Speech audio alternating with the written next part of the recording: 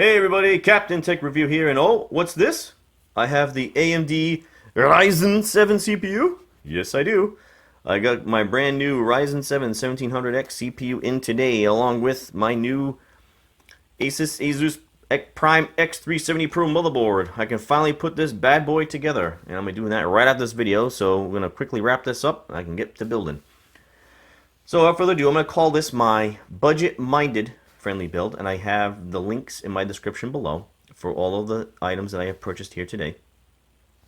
And if you decide to purchase any of the things that I have in my build, it actually greatly helps my channel in providing more videos like this. So what I actually like to do is, I don't have to have the fastest rig in the world. Also don't want to spend the most money. I like to save some money when I can. So what I like to try to do is I try to find the best value for performance point, and those are the choices I usually go with. So, and also keep in mind what I want to do with this thing. So I'll do some gaming, mostly going to be some for video editing and things like that, and whatever else I want to do. So like I said, this isn't my main gaming rig. I have a brand new Nintendo Switch for that, but I do play some games, and I didn't want to break the bank doing it. So I have here an Asus Prime X370 Pro motherboard. Once again, pretty budget-minded, and this is more than capable of getting the most out of the CPU. If you're a big overclocker or whatever, this can do it. I also have the MSI RX 480 8GB Gaming X Edition video card. And here's the theme here. Not the biggest and fastest thing out there. I didn't want to spend tons of money on a video card. I'm not going to play the biggest, heaviest games with it. But this is going to be more than adequate for what I'm going to be doing with it. And save some money. And a lot of money I've saved buying some of these components went into this thing. So I also have the crucial 275 gig M.2 SSD. And this is 500 megabits per second read and write, which is more than enough for me, and probably some of you also. Like, yeah, I could have bought a Samsung for not tons of money more, but once again, any money I was trying to save on a component was going to the CPU. This is the most expensive thing in my build.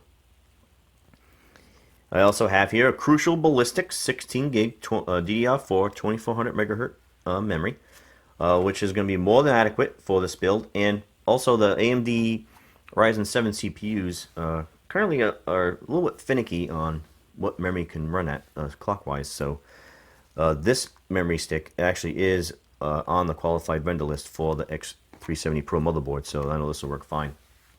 I did get I got one stick of 16 gig, basically so I can max this build out in the future. So I don't like buying 2 times 8 or anything like that, especially if I have to swap it out and upgrade later. I'd rather just get the biggest sticks I can that are supported and go from there. And I also have the EVGA 750 watt G3 power supply. And I have this thing. I have the Noctua NH-U12S, made in Austria, the home of Arnold Schwarzenegger. And get to the chopper! Look at this thing. Holy cow. This is a 120 millimeter fan. And those of you who have been building a lot of machines lately, this may not be a big deal in size with, liquid cooling systems and all that stuff. But this is pretty big. This is a pretty big CPU cooler. And it's got dead spikes on the top. Very nice build quality. And I also had to purchase the AM4 socket bracket along with this. This model was not designed directly to have AM4 compatibility. So I do have the bracket purchased separately. Once again, I have the links for those purchases in my description below. So this is a quick overview of my budget-minded build. Feel free to comment on any of my choices. And once again, mind you, I know a lot of people are religious about a lot of these things, and this is, like I said, a budget-minded build on things that I think give you the most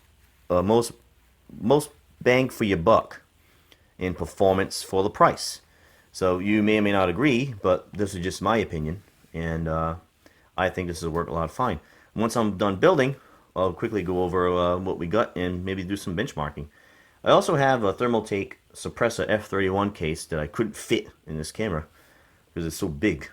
But we'll see how that case works out as well. And without further ado, I'm going to stop building, guys. So, Captain, over and out. Rising up!